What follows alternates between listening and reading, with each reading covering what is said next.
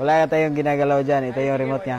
Oh, up, up, up, at saka down, down. Huy. Oh, di ba? Oh, okay, galaw ang camera. Oh, ganyan lang. Ganyan lang ang paggalaw ng camera, i5 Pro. Mura na siyang camera. Okay? Okay, patambling pa natin ha. Ganyan oh. Patay, tinapon yung bato oh. Tinapon yung bato sa i5 Pro, okay?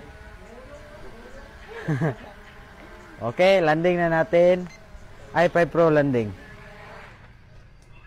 Ito naman yung inclusion ng i5 Pro. Meron siyang kasamang propeller, screw, charger. At ito yung clip niya para sa remote. Lalagay mo dyan para dyan mo ilagay yung cellphone mo. Okay? Nasa ilalim yung user manual niya. Dito ka mag-download ng app kung gusto mo ma-access yung camera niya. Tapos dito mo na ilagay ang drone. May kasama na siyang dalawang battery. Depende sa iyo sa pag-check out mo. Ayan. Sa akin, 3 yung battery. Yung box niya. Wala siyang bag. Box lang. Ayan. Napaka-stable na drone. Na-try natin. 1, 2, 3. Marami tayong ganito. Kasi maganda tong i5 Pro. Check out mo.